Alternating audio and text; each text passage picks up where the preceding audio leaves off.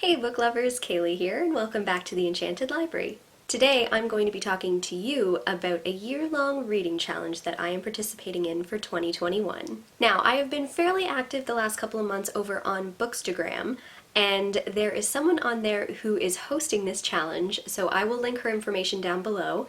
But her name is Milana, and she is at A Couple Reads over on Instagram. So if you do follow her over there, there are a ton of story templates that you can use to sort of help build your TBR. Basically, the whole idea of hashtag Read What You Own 2021 is to read what you own.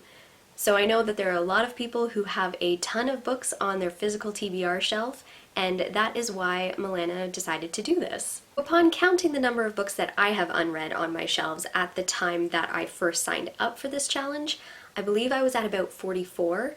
Now I know that next year, aka 2021, which I think is actually going to be this year by the time you see this video, I do have books that are super anticipated coming out that I need. So this number is going to sort of ebb and flow throughout the year. But the premise is to focus on those books that you've owned for a while, and for those who have a lot of books, like upwards of 100 on their physical TBR, she also has prompts to help you pick and choose. So even though, like I said, I have under 50 books on my physical TBR, I still decided to try my hand at some of the templates and the bingo board, as it were. So I'm going to put a little infographic right here about what that bingo board is, and that's kind of fun to say, bingo board. And I will talk you through the books that I chose for them, tentatively. One of the prompts is to read the shortest book on your shelf, and that'll be easy. So I have the poetry of Emily Dickinson. I love these editions of poetry. I have the Tennyson one as well that I read and loved, and I have not read an Emily Dickinson poem in so long, so I am very excited to actually read this. The edition is beautiful. Like, I don't know if you have seen these. They are the Everyman's Library Pocket Poets, and I want to collect them all. Next up, we have the oldest book on your shelf, and I thought that this book could fill a couple of prompts. However, upon looking further into it, this is the only one that it would fulfill, and that is Tad Williams' Shadow March.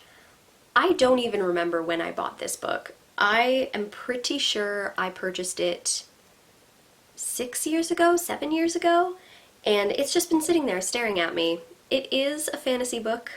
I hardly remember what it's about, but it has been on there the longest, and so I really hope to eventually get into this. It's probably not good for me to pick up yet another fantasy series that I'm going to have to read, because I also plan on starting some Brendan Sanderson as well as Robin Hobb in 2021, but I mean, I don't know, I hope that this is a good one. Generations, the misty shadow line has marked the boundary between the lands of men and the lost northern lands that are the lair of their inhuman enemies, the ageless Car.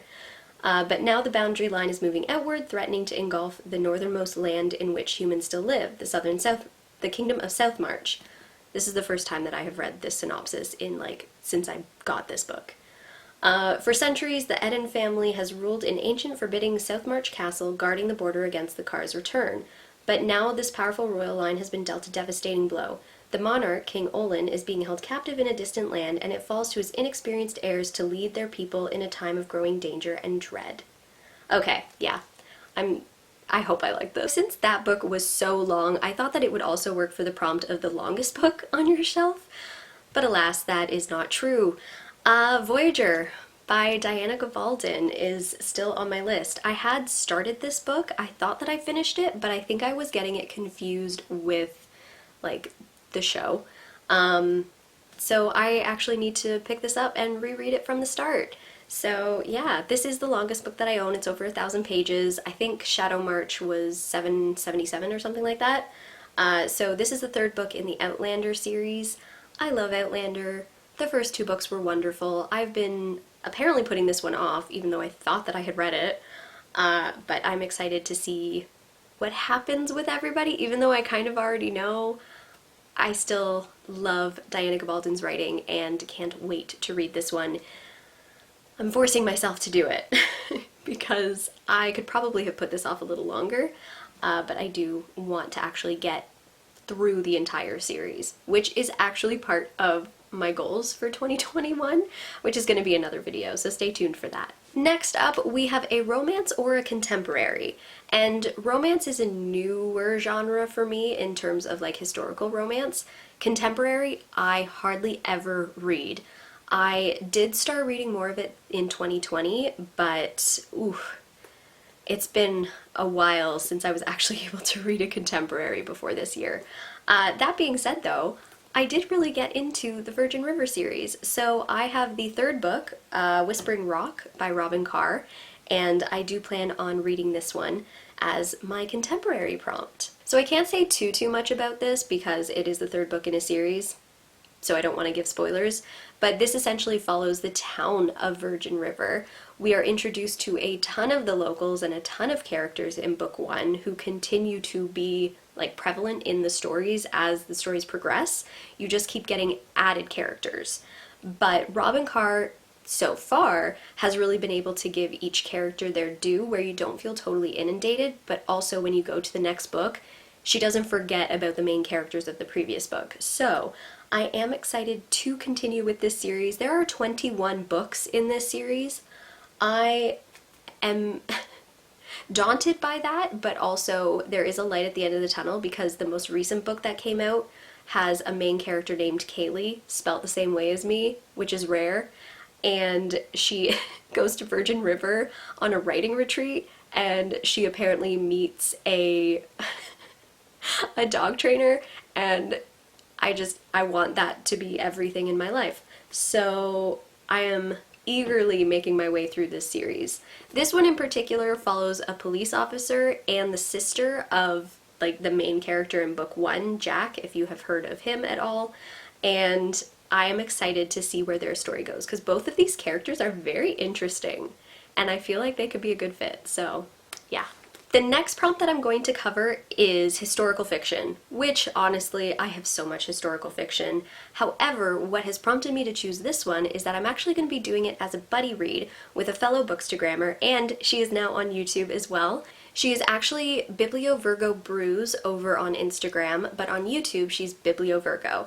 So be sure to check her out on Instagram and on YouTube because we are going to be buddy reading Ross Poldark, and that is from Winston Graham, and it is Poldark #1. We actually have the same copy of this book, which I think is funny. I picked up this book earlier in 2020 when lockdown lifted the first time, and it was my first trip to Indigo, and I needed to get something that I was in the mood for, but apparently just never picked up. So I'm finally going to be getting to this book in January.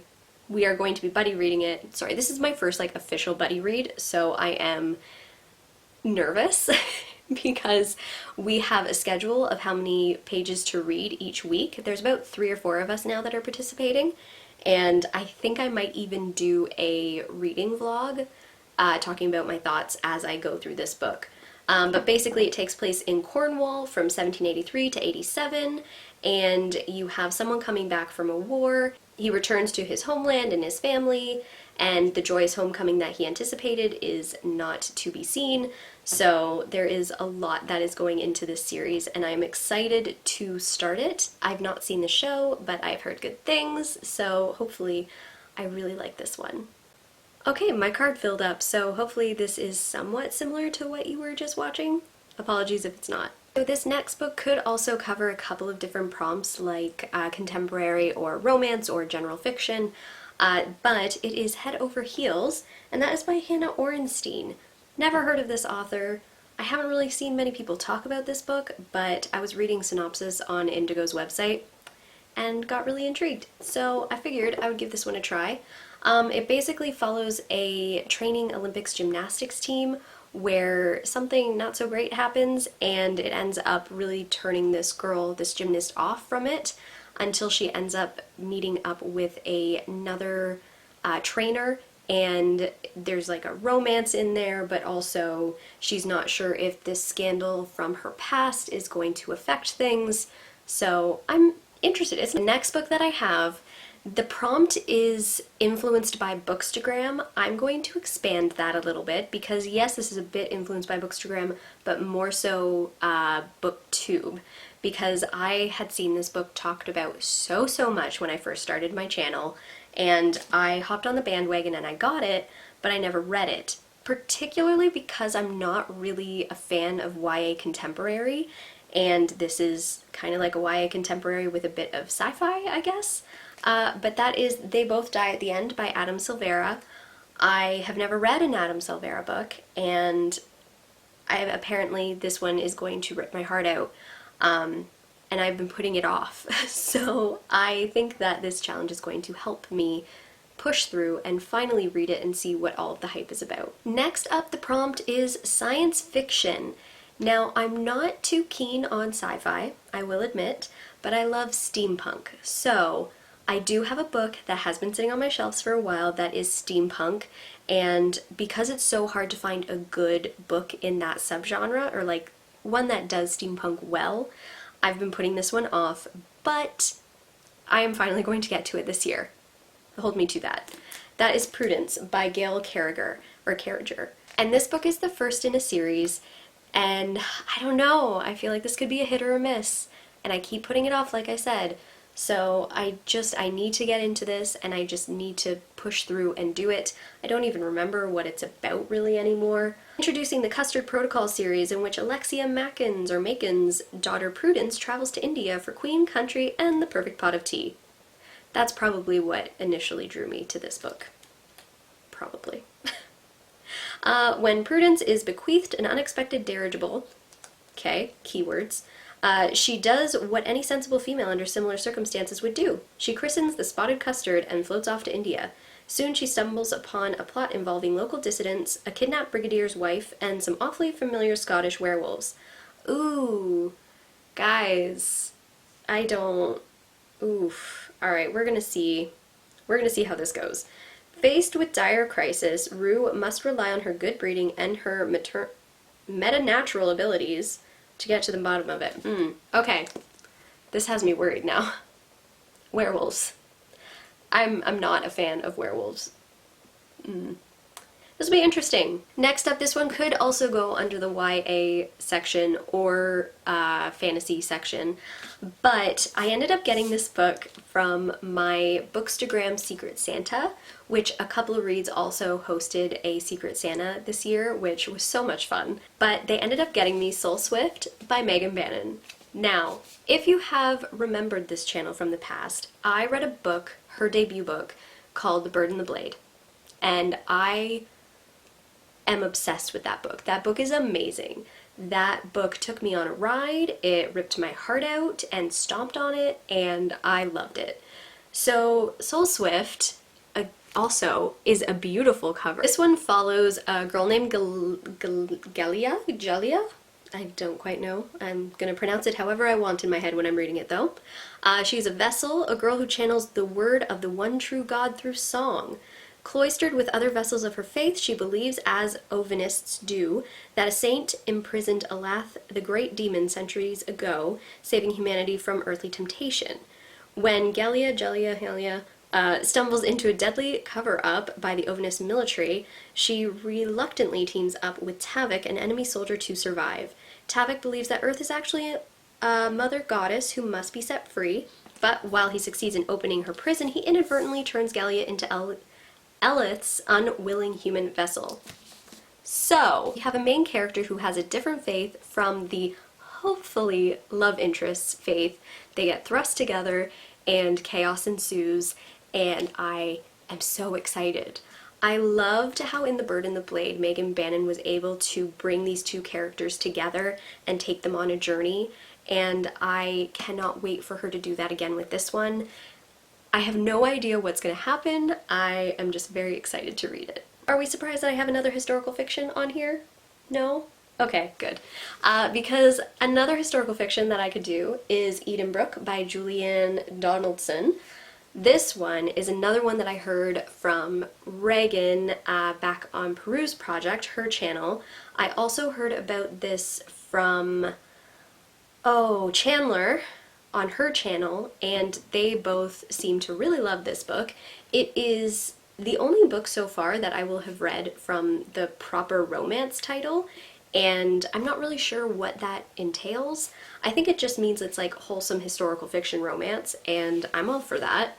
I love Jane Austen. Jane Austen's wholesome and witty and awesome, so I'm hoping that'll be much of what's in here. You have a character named Marianne.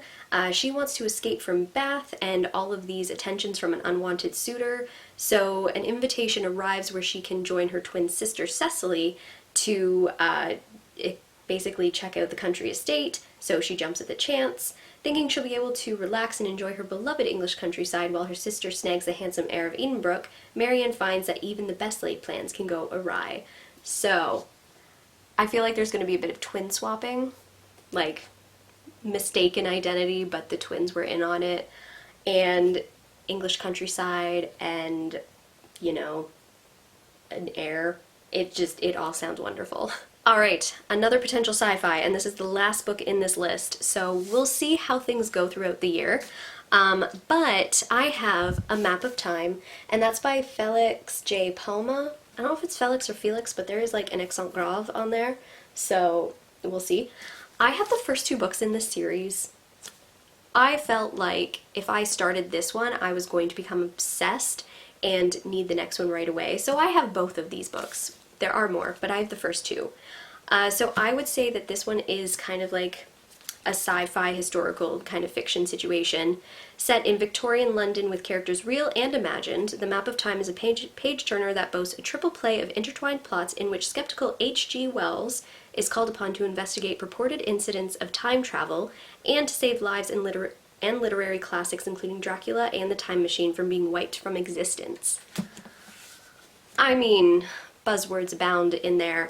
So I remember wanting to read this book so much, and the cover is gorgeous. It's so beautiful. That is my tentative TBR for the hashtag Read What You Own 2021 challenge put on by A Couple of Reads. I keep wanting to say a couple of, but it's A Couple Reads over on Bookstagram. I plan on updating you guys throughout the process of reading over on Instagram, here, on my website, on Goodreads, so I'll link all of that down below. Be sure to follow me everywhere so that way you can keep up to date. Also, leave a comment down below too if you're going to participate in Read What You Own 2021. I feel like this could be a huge, amazing thing. But other than that, I guess I will leave you guys here, and be sure to like this video if you are excited for all of the reading possibilities that 2021 will bring. Be sure to subscribe to this channel and hit the bell notification so that way you can be kept up to date with everything going on. And until next time, keep reading.